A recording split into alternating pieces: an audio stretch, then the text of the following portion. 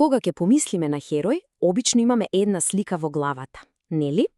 Епа денес ќе видиме како некои древни текстови ја земаат таа слика и комплетно ја превртуваат наопако.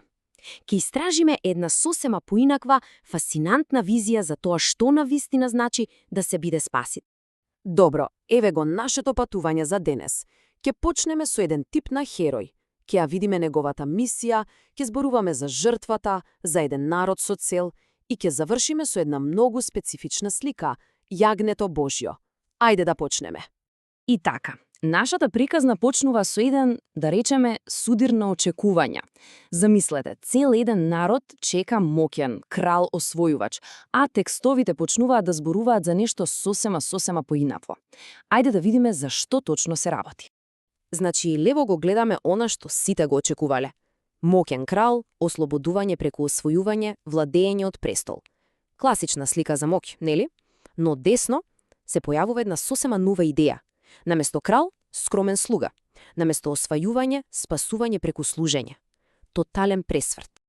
Добро, но од каде се појавува ова идеја за слуга? Не е нешто што би го очекувале. Затоа, сега ќе се нурнеме во книгата на пророкот Исаја, за да ја откриеме оваа мистериозна фигура и нејзината мисија. И еве го клучниот стих. Ти си мојот слуга, Израеле, во тебе ќе го покажам својот сјај. Значи, еве го, слугата, а неговата задача е да го покаже Божиот сјај. Ама, што е всушност тој сјај? Епа не е само некаква блескава светлина. Според толкувањата, сјајот или славата е нешто многу конкретно. Тоа е самиот чин на спасение. Кога Бог го ослободува народот, тоа ослободување е видливиот доказ, опипливиот сјај на неговата моќ да спасува. И тука работите стануваат на вистина интересни. Кој е всушност овој слуга? Текстот ни дава една загадка. Погледнете го ова. Од една страна, текстот јасно вели: Ти си мојот слуга, Израеле. Значи, целиот народ.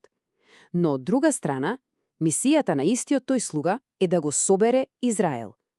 Чекајте малку. Како може Израел да го собере Израел? Тоа е како да се обидувате да се кренете себе си за коса. Вистински парадокс. И еве го решението што го нудат коментарите. Слугата не е целиот народ во еден момент, туку едно верно јадро внатре во народот.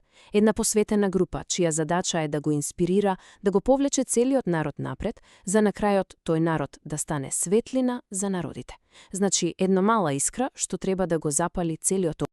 Оваа идеја за слугата не постои во вакуум. Таа е тесно поврзана со нешто друго што се менувало со векови. Самата идеја за тоа што значи жртва. Кажи ми какви се твоите жртви и ќе ти кажам кој е твојот Бог.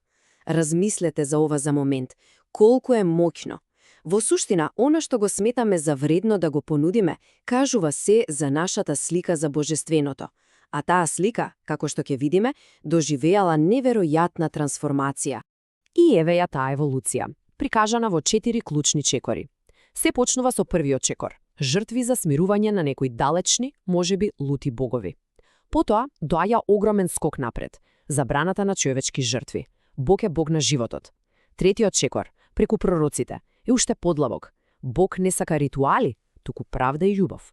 И на крај, четвртиот чекор, врвот на оваа идеја. Вистинската жртва е живот посветен на служење на другите, од страв до љубов. Добро, ова е неверојатна идеја, но не застанува тука. Оваа мисија, овој повик за служење, не бил само за едно време или еден народ. Идејата е дека тој повик продолжува. Да го земеме зборот црква. Доаѓа од грчкиот збор еклесија, што буквално значи повикани надвор. Значи не е зграда, туку заедница од луѓе кои се повикани за една заедничка мисија. Идејата продолжува. Истото важи и за зборот светец. Често мислиме дека тоа е некоја совршена личност без грешки, но првичното значење е многу поедноставно. Оној што му припаѓа на Бога. Некој што е одвоен, посветен на истата таа мисија на слугата.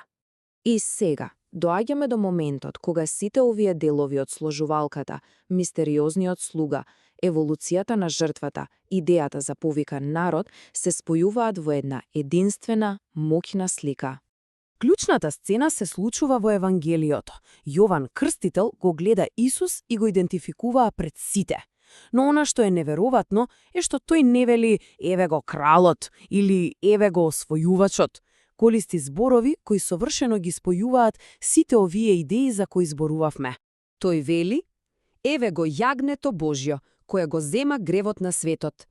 Јагнето Божјо, не крал, не воин, јагне. Оваа титула е како бомба од значење, која целосно ги редефинира и моќта и спасението. И зошто баш јагне? Оваа титула во себе носи најмалку 3 огромни символи од историјата. Прво, тоа е пасхалното јагне, символ на ослободување од робство. Второ, тоа е сликата на слугата што страда невин кој го дава животот за другите, токму од Исаија. И трето, потсетува на овенот од приказната за Авраам, жртва што ја обезбедува Бог, а не ја бара од луѓето. Сите 3 идеи во еден збор. Па што значи сето ова? Значи дека Исус е представен како совршениот, конечен слуга Месија. Оној врз кој, како што вели текстот, Духот Божи не доаѓа само привремено, туку останува трајно. Тој е целосното вообличување на оваа мисија. И оваа табела совршено го сумира целиот пресврт. Да видиме. Стариот модел – Месија крал кој освојува. Новиот модел – слуга, јагне кој ослободува. Стариот – жртва за да се смири Бог. Новиот – себедавање за да му се служи на човештвото. И најважното – стариот модел на моќ е доминација, а новиот – моќта е служење. Целосна револуција на вредностите. И така, целото ова наше патување низ текстовите не остава со едно навистина големо прашање за размислување. Ако служењето е врвната, вистинска моќ, како тоа ја менува нашата денешна идеја за тоа што е лидер, што е сила, што е херојство?